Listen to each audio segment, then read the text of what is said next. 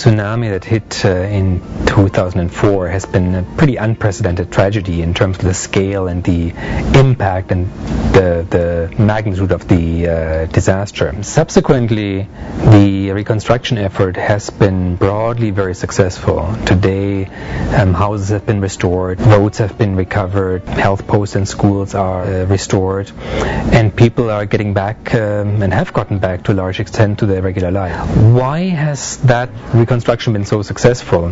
I would point to three main lessons, and they are really quite positive lessons that we hope we can take into the future in case there should ever be a need to apply similar response to natural disaster. The first lesson has been strong and effective government leadership. The government of Indonesia has very quickly recognized the scale of the disaster, has created a special agency, BRR, has appointed a highly respected and trusted leader to head that reconstruction effort. Government taking the lead, pulling together all the players, directing the players, coordinating the many efforts by thousands of entities has been absolutely critical for the success. Secondly, communities themselves have played a key role in the reconstruction. After some initial attempt to provide housing and livelihoods top-down, most of the reconstruction effort has been shifted, in particular in housing, toward community-built and community-driven housing solutions. That means the reconstruction was not done for communities, it was done by the communities. And by capturing the experience, the energy, the time, the resources that were in the community, overall resources were increased, and therefore the time it took to rebuild, the quality it took to rebuild was less, and the reconstruction was more successful. The third lesson is that the international partners have collaborated well. In particular, under the Multi-Donor Fund, 15 international partners have pooled their resources in one large program. So rather than fragment efforts, design 15 different housing programs with different rules, we've all pooled our resources, agreed on one approach, and supported the government-led reconstruction effort. That has been the third contributor to the success. So three lessons: government leadership, community-driven approaches, and effective coordination, integration between the international development partners. Couple of things that have really worked with the MDF. One is that when we talk about the Paris Declaration and harmonization and all of that, in this case it really did work. You did have a multi-donor fund is a very efficient way of pooling resources and coming together very, very quickly and very, very efficiently to support post-disaster reconstruction. You have 15 donors to the trust fund, which means that that's one set of interactions or interlocutors for the government rather than 15, one set of reports rather than 15, one set of financial management measures rather than 15. So it really did reduce the transaction costs for the government hugely, and so that was very, very effective. A couple of other things for the bank in this case was that the government's leadership was very, very important, and truly this was a fund that helped to support what the government was doing. So it was a very open menu approach, filling of gaps wherever the government felt that other sources of financing were not available. So it was a very flexible instrument for that. The other thing that was very important was, while you had the government leadership, you had very high, the approach of the projects was really ended up generating huge community involvement. So a lot of the community-driven reconstruction, housing and community settlement, infrastructure and so on, that really helped to bring together the community to make decisions in terms of what it is that they wanted. So you had not only government-driven, you had community representation and community ownership, high levels of ownership and high levels of stakeholder participation and satisfaction from stakeholders. So people really felt that they were part of what the design was, and the design was for what they wanted, and therefore at the end of the day, satisfaction rates were very, very high. And one of the learning points there too was that it was using existing mechanisms. The KPD mechanism, which later on became the PNPM mechanism, that was already there. That was government institutions that's already there. So this was piggybacking onto existing mechanisms that then allowed for very quick, very efficient responses.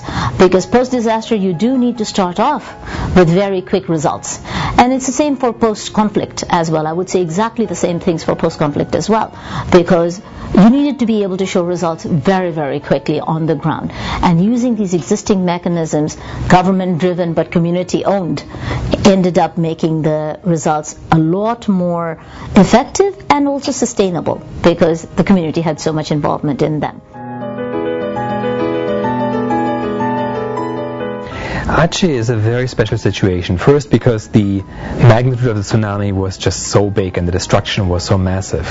Secondly, because at the same time, a few months after the tsunami struck, a peace agreement was achieved between government and the Aceh and Nias groups that had been in conflict with the government for quite some time. Now, these two factors together meant that there was an unprecedented challenge, but also unprecedented opportunity to rebuild Aceh and rebuild it better.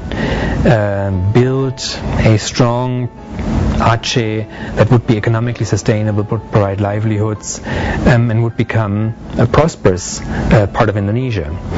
The main reconstruction effort, the rebuilding of schools, houses, roads, etc., is now largely completed or about to be completed. Therefore, I think appropriately, the Government Reconstruction Agency, BR, has completed and closed its work. But the World Bank is a development agency. So we see that our mandate extends well beyond the immediate reconstruction. And in particular, we seek to support Aceh on two dimensions. One is economic development and livelihood, and second is institutional strengthening of the Aceh and Nias institutions. On the economic development side, peace and the benefits from the tsunami reconstruction will only be sustainable if people find jobs, get incomes, and poverty can be reduced because there's economic opportunity. That requires efforts to strengthen infrastructure, improve the investment climate, and raise the level of investment and economic activity. That's an area where we and the MDF can make a tremendous contribution still for quite some time to come. Secondly, the institutions of the government of Aceh, of the local governments, and other civic institutions are still relatively weak, following many years of conflict and then the devastating tsunami. So the second area where we seek to focus on and want to help Aceh is strengthening those institutions, helping, for example, the government of Aceh and the local governments spend the resources well, the resources that are now available through the special autonomy funds and other resources. Improve planning of public investments, improve the quality of these investments to ensure that the money actually leads to better services and more jobs for the people of Aceh. We weren't concerned about sustainability as much. It was about getting people with a roof over their heads and back on their feet. But as beyond that immediate need, the sustainability of the investments became very important, and the only way to ensure sustainability was to provide capacity building. And that's a longer term need. Capacity building doesn't happen very, very quickly, and so that's one of the reasons that we are still very much engaged in Aceh, and where we have been very clear towards the government our commitment towards supporting Aceh, because this whole idea of capacity building and really, in a way, using this reconstruction phase to establish a platform for continued economic growth and development. Because everybody who's looking at it, donors, government, national, provincial, and communities, everyone is looking at it saying, reconstruction is largely over. What next? And so how do we set ourselves up to make that what next be sustainable and in fact to be transformational? I think the target is that in 2012 the multi-donor fund that was created to respond to the tsunami will wrap up. By that time the projects funded under the MDF will well have been completed. So the post-tsunami effort will and should be complete by then. The challenge of comprehensive sustainable development for Aceh will obviously continue. It will continue for quite some time. By sustaining economic growth, by sustaining the natural environment, building stronger institutions.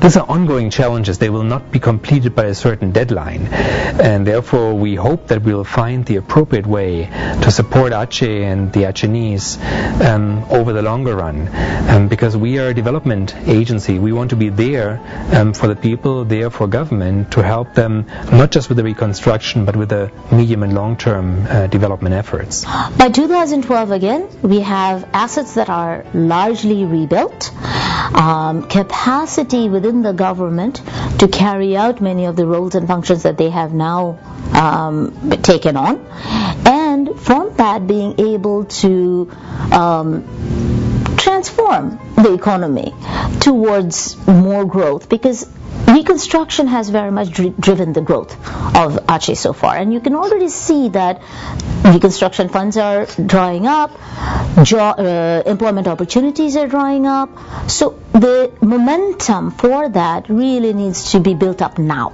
and we are hoping that the capacity building and the economic activities that we are putting in place now should help in moving it forward and making sure that the gains from the economic gains from reconstruction is transformed into an economic gains from growth.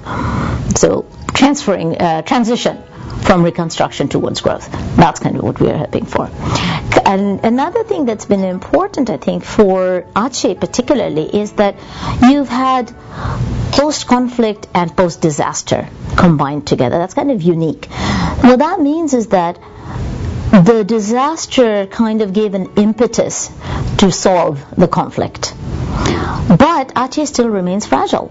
So the solution of the disaster will only take us so far unless the basis for growth is established.